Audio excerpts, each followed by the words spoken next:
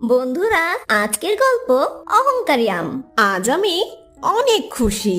আজ যেন নতুন রূপে সেজেছি আমি। কি যে সুন্দর লাগছে আমায় দেখতে, ভাবতেই আমার অবাক লাগছে। একদম যেন সবার চোখে পড়ার মতন।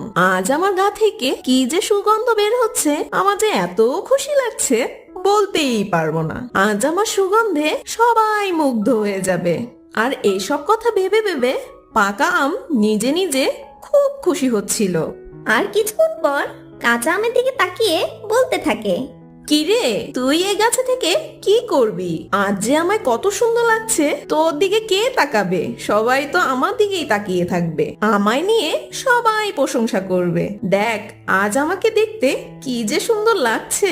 আর তুই তো সেই আগের রূপেই রয়ে গেছিস। তোর গায়ের রং আর গাছের পাতার রং একই। আর সেই কারণে তোকে তো কেউ দেখতেই পাবে না। তুমি কেন আমাকে এভাবে বলছো? তুমি আর আমি একই জিনিস। তোমার নাম যা, আমার নামও তাই। তুমি একটু আগে পেকেছো বলে এত গর্ব কেন করছো? তুমি খুব অহংকার করছো তোমার রূপ নিয়ে।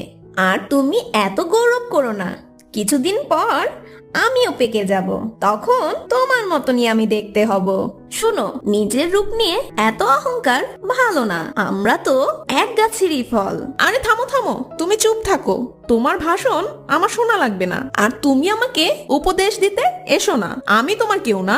একবার তোমার দিকে তাকিয়ে দেখো আর আমার দিকে তাকিয়ে দেখো, তারপর বড় বড় বুলি দিও। আমি এত সুন্দর হয়েছি বলে তোমার খুব হিংসে হচ্ছে, তাই না? আমার এত সুন্দর রূপ দেখে তোমার মনে হয় সহ্য হচ্ছে না, তাই তুমি আমাকে এত কথা বলছো। তুমি এভাবে কেন বলছো? আমি এরকম কিছু ভাবিনি। আমি নিজেকে নিয়ে কখনোই অহংকার করি না, কেননা আমি যেমন আছি তেমনিই ভালো। এভাবেই প্রতিদিন দুই আমের মধ্যে ঝগড়া চলতে থাকতো। একদিন এক টুনি পাখি এসে সেই পাকা আমের ডালের উপর বসলো। এই দুষ্ট পাখি, কেন তুমি আমার ডালের উপর বসলে? তোমার ওজনে যদি আমার ডালটা ভেঙে যায় তখন কি হবে? হ্যাঁ, আর তোমার শরীরের ময়লা যদি আমার উপরে পড়ে তাহলে তো আমার সৌন্দর্য নষ্ট হয়ে যাবে। হুশ হুশ, এখান থেকে চলে যাও, আমার ডাল থেকে সরে যাও। পাকা আম, তুমি এমন ভাবে বলছো কেন?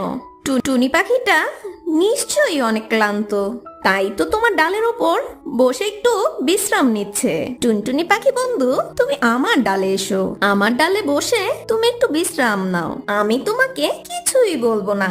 এরপর টুনি পাখিটা সেই পাকা আমের ডাল থেকে কাঁচা আমের ডালের উপর বসে। আর সেই টুনি পাখিটা খুব খুশি হয়ে যায় আর কাঁচা আমের সাথে বেশ গল্প করতে থাকে। আর তাদের গল্প করতে করতে বেশ কিছুক্ষণ কেটে যায়। এই টুনি পাখি, বলো তো কে বেশি সুন্দর, কাঁচা আম না আমি? আমাকে দেখতে বেশ সুন্দর লাগছে, তাই না বলো?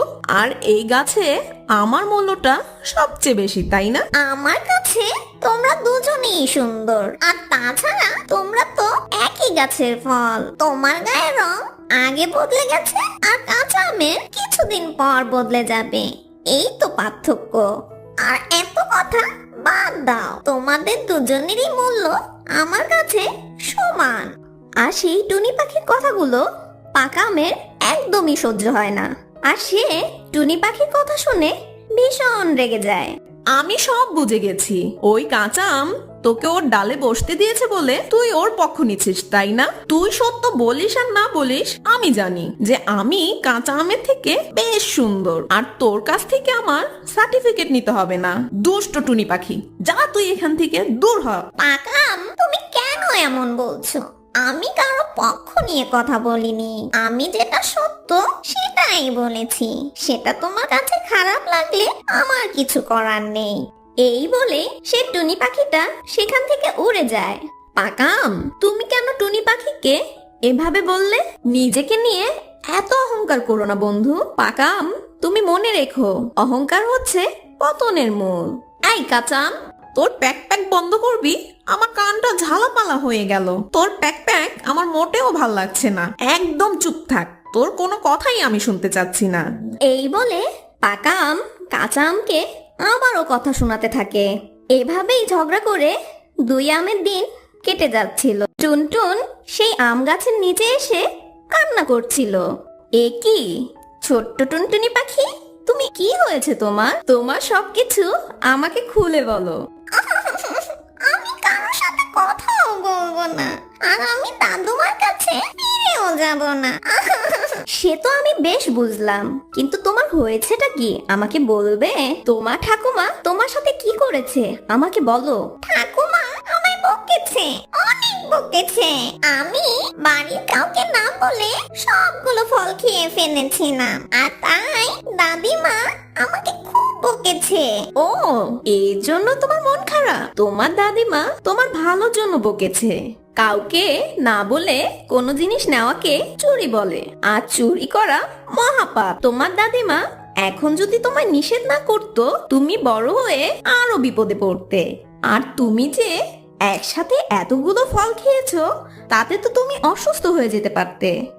আর বাচ্চা টুনটুনি পাখির একসাথে এতগুলো খাবার খাওয়া ঠিক না। আর তুমি মন খারাপ না করে তুমি এখনই তোমার বাড়ি ফিরে যাও, না হলে তোমার দাদিমা খুব চিন্তা করবে তোমার জন্য। এই টুনি ছোট্ট পাখি, না না, তুমি ওই কাঁচা আমের কথা শোনো না। তুমি যা করেছো একদম ঠিক করেছো। তোমার দাদিমা তোমাকে একটুও ভালোবাসে না। যদি তোমাকে ভালোবাসতো তাহলে কি এত কথা শোনাতে পারতো? ওই কাঁচা আম তো দেখতে খারাপ, কুৎসিত, তাই তোমাকে নোংরা নোংরা বুদ্ধি দিচ্ছে। এই পাকাম, তুমি ওকে এভাবে বলছো কেন? টুনটুন, তুমি আমার কথা শোনো। তোমার দাদিমা তোমাকে অনেক ভালোবাসে। তোমাকে বকা দেওয়ার ফলে সেও কষ্ট পাচ্ছে। তুমি বাড়িতে যাও, যে দেখো তোমার দাদিমা অনেক কষ্টে আছে। কাঁচা আমের কথা শুনে সেই টুনটুনি পাখি তার বাড়ি ফিরে যায়। আর বেশ কিছুক্ষণ পর টুনটুনির দাদিমা বলতে লাগলো, আমি যে কেন টুনটুনকে এভাবে বকা দিতে গেলাম। টুনটুন মনে হয় অনেক কষ্ট পেয়েছে। না জানি মেয়েটা রাগ করে কোথায় যেয়ে বসে আছে। এ কি টুনটুন, তুমি ফিরে এসেছো? ছোট্ট টুনটুন, আমার ভুল হয়ে গেছে, আমাকে ছেড়ে আর কখনো যেও না। আমি আর কখনো তোমায় বকবো না আমার টুনটুন। না দাদিমা, আমার ভুল হয়েছে, আমাকে তুমি মাফ করে দাও। আমি তোমাকে না বলে আর কখনো এত ফল খাবো না। আর তোমাকে একা রেখে আমি আর কোথাও যাব না। দাদিমা, তুমি একটু দাঁড়াও, আমি আসছি। এই বলে টুনটুন আবারও সেই আম গাছের কাছে যায়। আচ্ছা আমান্টি, তুমি অনেক ভালো, তুমি সত্য বলেছ। আমার দাদিমা আমাকে অনেক ভালোবাসে, আর আমার দাদিমা আমাকে বকা দিয়ে অনেক কষ্ট পেয়েছে। এই দুষ্ট পাকাম, তুমি অনেক খারাপ। তুমি আমাকে ভুল বোঝাচ্ছিলে। আমার দাদিমা আমাকে অনেক ভালোবাসে, বুঝেছো? আর তুমি তো পেকে গেছো। এবার আমি তোমাকে নিয়ে আমার দাদিমাকে খেতে দিব, বুঝেছো? আর টুনটুনের এই কথা শুনে সেই পাকা আম অনেক ভয় পেয়ে যায়। বন্ধু কাঁচা আম, আমাকে বাঁচাও তুমি। এই দুষ্টু টুনটুনি পাখিটা আমাকে নিয়ে যাবে আর আমাকে খেয়ে ফেলবে। শোনো পাকাম, অহংকারের পতন এভাবেই হয়। বেশি অহংকার করা ভালো না। তুমি আমার আগে পেকেছো বলে তোমার অনেক অহংকার ছিল। তুমি আমার সাথে তোমার রূপের বড়াই দেখিয়েছো, কিন্তু তুমি একবারও ভাবোনি যে আমার আগে তোমাকে সবাই খাবে। কিন্তু এখন আমি তোমাকে দেখে একদম হাসি ঠাট্টা করব না। কিন্তু আমি জানি একদিন আমারও তোমার মতন অবস্থা হবে। আমিও কারো খাবার হব, আমাকেও কেউ খেয়ে ফেলবে। আর সেই টুনটুন সেই পাকা আমকে পেড়ে তার বাড়ি নিয়ে যায়। আর এভাবেই সেই পাকা আমের পতন ঘটে। বন্ধুরা, দেখলে তো বেশি অহংকারের পতন কিভাবে হয়।